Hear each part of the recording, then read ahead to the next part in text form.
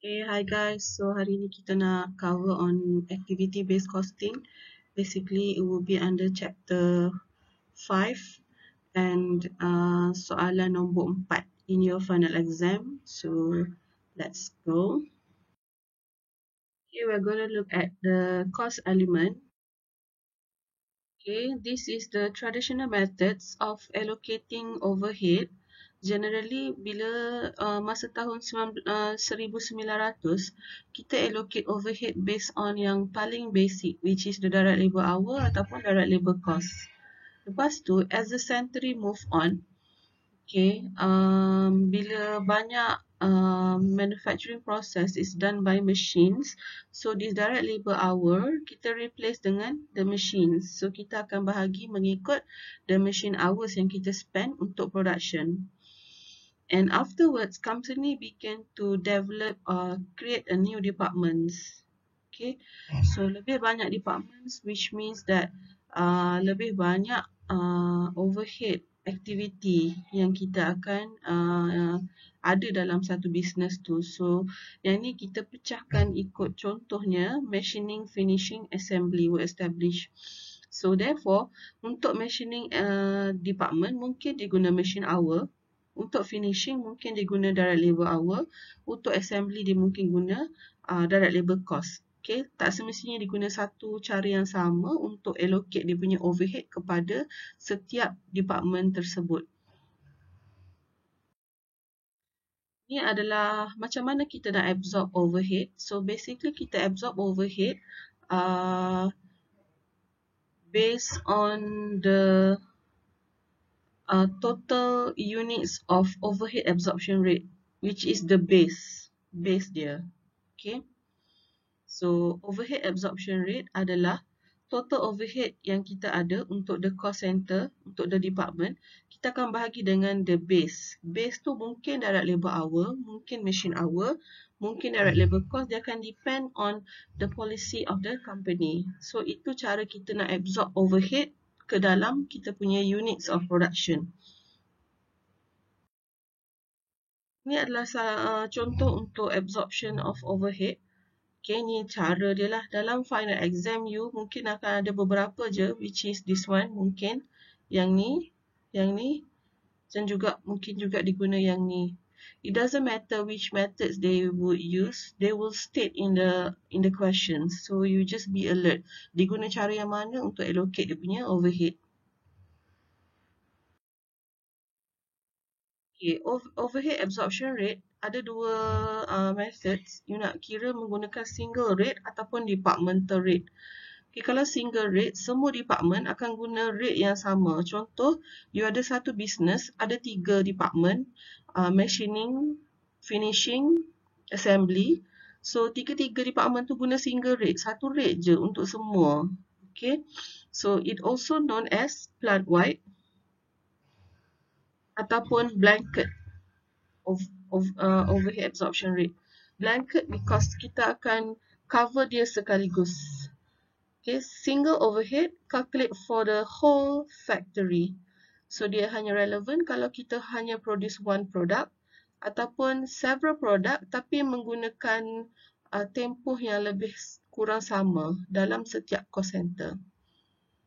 Okay, so kalau kita buat banyak produk dan masa untuk kita buat production tu tak sama untuk setiap departments, kita akan guna this one, departmental rates.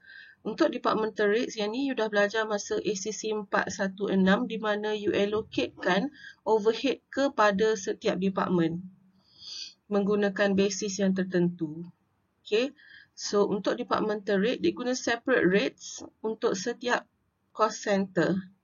So this separate rate dia lebih sesuai apabila ada banyak produk ataupun apabila dia spend masa yang berbeza untuk setiap department.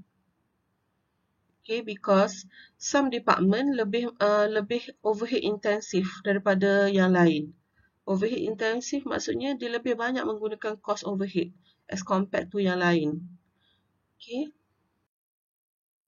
This one adalah example untuk traditional costing methods of overhead. Yang ni I ambil daripada soalan ACC 466 untuk Disember 2019. Kita akan guna the same example untuk traditional dan juga ABC. Okay.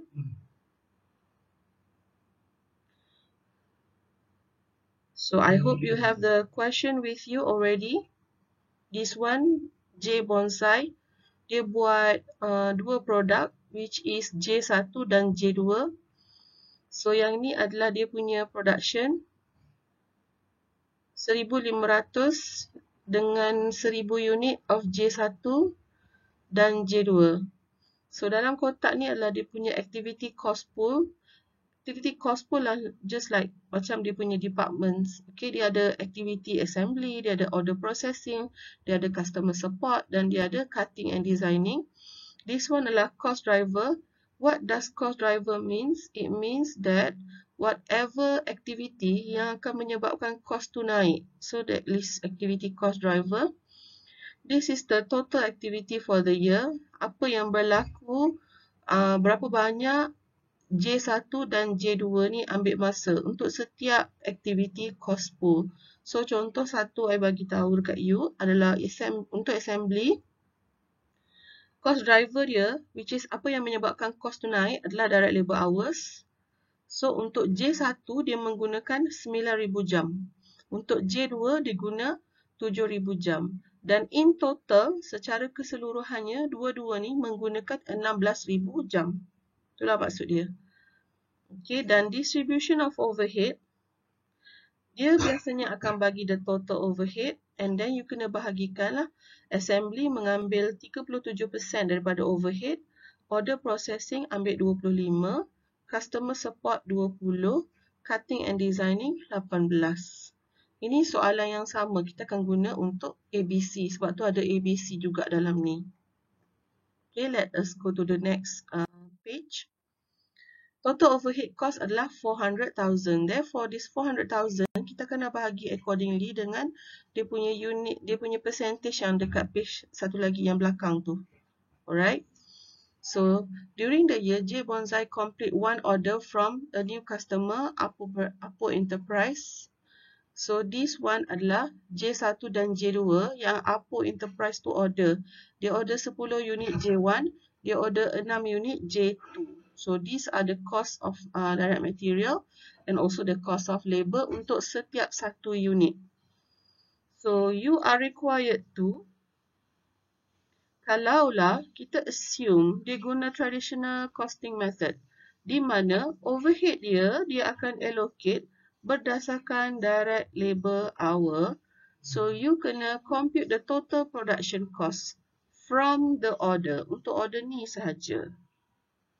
Okay, untuk 7 marks. So, let's see how will we answer this question. This one adalah the requirement A. Okay, apa yang kita kena buat adalah kita kena kira dia punya total production cost kalau dia gunakan traditional basis untuk allocate dia punya overhead. Okay, so first of all, what you are going to do adalah you kena kira dia punya OAR. OAR dia adalah 400,000. This one ada dalam soalan. The total overhead cost. You akan bahagi dengan dia punya number of labor hours yang kita guna untuk dua-dua produk tu, J1 and J2. Okay, so this one. And then what we get adalah the direct labor cost, the overhead cost per direct labor hour. Okay. So, apa yang kita buat kat sini adalah kita nak tahu untuk setiap direct labor hour yang bekerja, berapa overhead dia. Okay. Untuk next one, kita nak tahu untuk setiap unit, berapa overhead dia. Alright. So, you kena kira like this one. Untuk J1, okay, since kita tahu 1 jam dia kena incur RM25 overhead cost. So, kalau dia kerja 9,000 jam, so 9,000 lah kat sini. 25 darab 9,000 bahagi dengan the total production dia adalah 1,500. So, you dapatlah 150 overhead cost per unit of J1. Sama juga yang you akan buat untuk J2. Okay, clear ya? Okay, the question asks you the total production cost from the order. So it's quite easy to calculate actually sebab you dah kira dah dia punya overhead sebelum ni. So you akan ambil direct material 140 satu unit. Lepas tu you akan ambil direct labor 60. Lepas tu you akan ambil overhead dia based on calculation you sebelum ni 150. Okay, and then total dia akan jadi 350 sebab you nak the total production cost untuk order tu, so you kena darablah dengan 10 unit sebab dia nak order 10 unit of J1. So you dapatlah 3,500 untuk total production cost of J1. And then you boleh kira cara yang sama untuk J2, so dapat 2,400. So menggunakan traditional method, you akan dapati that your figure here is 3,500 dengan 2,400. Dia akan berbeza kalau you guna ABC method. Okay. Done with that. Next, kita nak view the ABC costing of overhead. Okay, generally untuk ABC costing ni dia muncul pada tahun 1980-an di mana business figure out that ada satu cara lebih tepat untuk measure the business cost. Okay, so activity based costing adalah letakkan assign cost kepada activity. Okay, kalau activity banyak, kita akan assign lebih banyak overhead cost kat situ.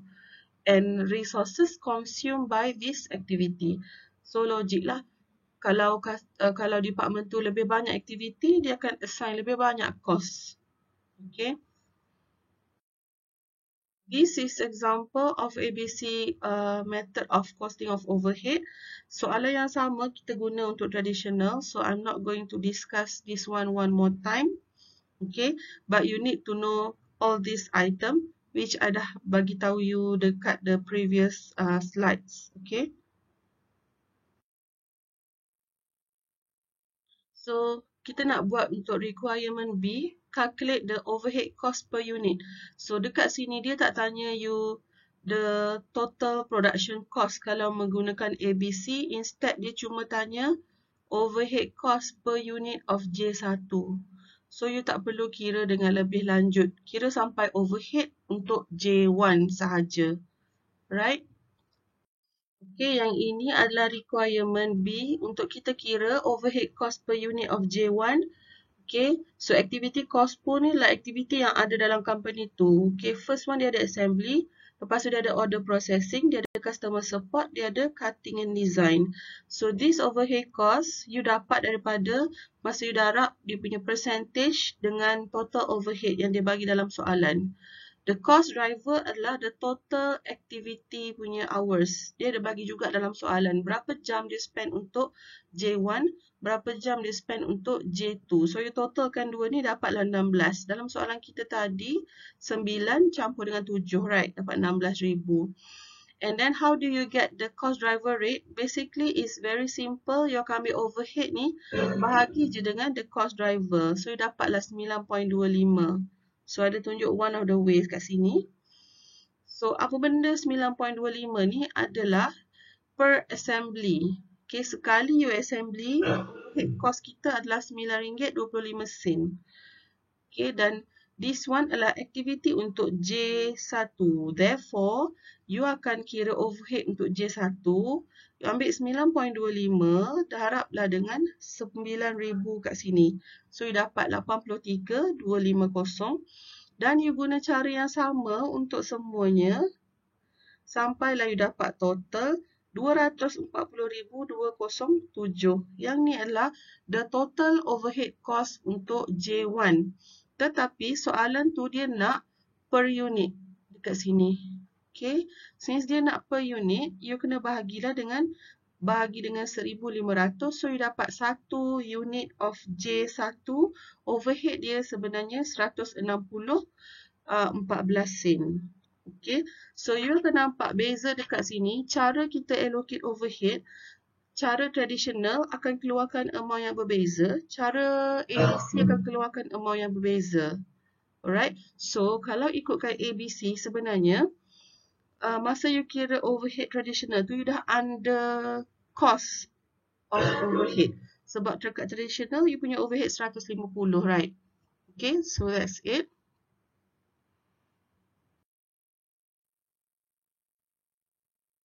Okay, these are the advantages untuk ABC method. Dia akan provide you an accurate product cost. Okay, please read this one. It's sangat famous untuk final exam question you. Or even though kita tak ada final exam for this semester, this one mungkin dia akan ditanya dalam you punya final assessment. Okay, and then it give information about the cost behavior. So you tahu yang mana cost yang add value dengan yang tak add value. And the next one adalah tracing of activity for the cost object. Okay, so bila you guna multiple cost driver, you tahu aktiviti mana sebenarnya yang drive up the cost, rather than you allocate based on direct labor hour, yang you tak tahu sebenarnya betul ke tak direct labor hour tu drive up the cost. Okay, next one adalah some other advantages. Okay, please read this one through. If you don't understand, you can please boleh je tanya I dekat our WhatsApp discussion. And this one adalah the disadvantages of ABC method. Okay, first one is disadvantages dia adalah expensive and complex. Because bila you ada you nak guna ABC, dia bukan senang nak identify the cost pool and the cost driver. So sebenarnya dia lagi complicated. Okay, dan dia mahal sebenarnya nak manage ABC system sebab tak semua orang boleh faham ABC tu dengan baik. And then masa you nak identify driver, apa benda yang drive up the cost, it actually not that easy. Okay, some activity bukan satu je driver cost dia, tapi mungkin ada banyak driver cost. So you kena pecahkan pula benda tu. So it's actually complicated. And then the last one adalah disadvantages to smaller firm, because smaller firm ni lebih berskala kecil, so dia punya cost pun lebih kecil kan, dia punya capital, so dia mungkin tak afford untuk guna ABC. Okay, these are some other disadvantages untuk ABC. Okay, measurement difficulty, bila bila management tu nak estimate cost, so dia mungkin akan ada some difficulty nak measure the cost or identify the cost driver. And too accounting oriented, dia emphasize on cost allocation. Okay, so dia akan menyebabkan over precision in data. Dia terlalu detail data dia, so bila you nak manage data yang terlalu detail, dia akan lebih mahal lah, lebih expensive. And employee reluctant to share information because dia tak faham concept of ABC. So employee mungkin akan bagi je information yang dia rasa macam dia nak bagi tahu. So dia akan bagi unreliable information, menyebabkan inaccurate application of ABC. Okay, contoh macam dia akan bagi je berapa aktiviti dia rasa yang berlaku dalam department dia, walaupun dia tak berlaku sebenarnya sebanyak itu. Alright, sebab dia tahu dia nak dapat bajet yang banyak untuk overhead. So dah habis dah chapter kita untuk chapter 5. With this one, sebab hari tu kita dah buat dah kita punya homework untuk ABC, but now I want you to try to do it again with a clear understanding on this matter. Alright, so please do Jun 2019. Jun.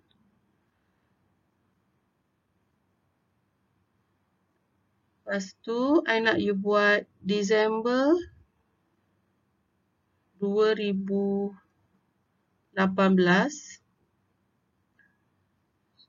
Jun 2018. Dan juga the last one adalah January 2018. Sebab you dah buat dah benda ni. So basically you kena strengthen you punya understanding je. So clear ya? Alright, I'll see you guys in the WhatsApp discussion. Thank you.